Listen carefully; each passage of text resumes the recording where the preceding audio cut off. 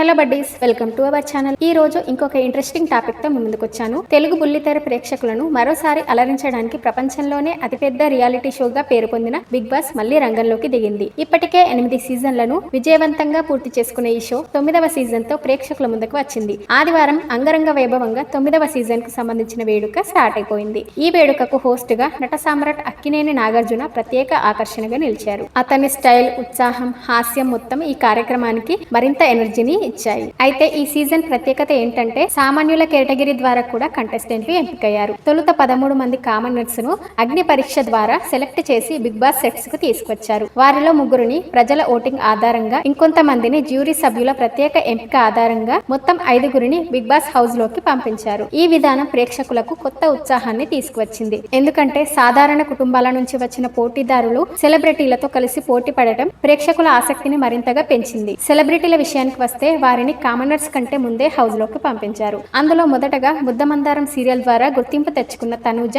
House లోకి తొలి contestant గా అడుగుపెట్టారు. ఆ తర్వాత సినీ నటి ఫ్లోరా షైని 2వ కంటెస్టెంట్ గా హౌస్ లోకి ప్రవేశించారు. ఇలా ఒకరొకరిగా లోపలికి ఎంట్రీ అయ్యారు. ఇక 3వ కంటెస్టెంట్ గా మాత్రం ఒక కామనర్, ఆర్మీ సైనికుడు కళ్యాణ్ ఎంట్రీ ఇచ్చారు. ఇలా ఒక్కొక్కరుగా హౌస్ లోకి ప్రవేశిస్తూ ప్రేక్షకుల్లో కొత్త ఉత్సాహాన్ని తెప్పించారు. మొత్తానికి ఈ సీజన్ లో 9 మంది సెలబ్రిటీలు మరియు 5 మంది కామనర్స్ హౌస్ లోకి అడుగుపెట్టారు. అయితే ఇప్పుడు ఎక్కువగా హాట్ టాపిక్ గా మారింది వారి రెమ్యునరేషన్. సోషల్ మీడియాలో ఎవరికి ఎంత పారితోషికం ఇస్తున్నారు అనే విషయం వైరల్ గా మారింది. అందుతున్న సమాచారం ప్రకారం కామనర్స్ కేటగిరీకి చెందిన కళ్యాణ్, శ్రీజ, మనీష్, ప్రియా, హరీష్ లకు ఒక్కొక్కరికి రోజుకు 15,000 నుండి 20,000 వరకు అందించనున్నారని చెప్తున్నారు. ఇక సోషల్ మీడియాలో పేరు పొందిన ఇన్ఫ్లుయెన్సర్లు లేదా చిన్న స్థాయి ఫేమ్ కలిగిన వారికైతే రోజుకి 20,000 నుండి 25,000 మధ్య రెమ్యునరేషన్ ఫిక్స్ చేసినట్లు సమాచారం. ఈ జాబితాలో జానపద గాయకుడు రాము రాథోడ్ ఉన్నారని కూడా చెప్తున్నారు. అంతేకాకుండా ఇప్పటికే పాపులర్ గా ఉన్న టీవీ మరియు సినిమా సెలబ్రిటీలకు మాత్రం మరింత ఎక్కువగా రెమ్యునరేషన్ కేటాయించారు. సంజన గల్రాని, శ్రేష్ఠి వర్మ,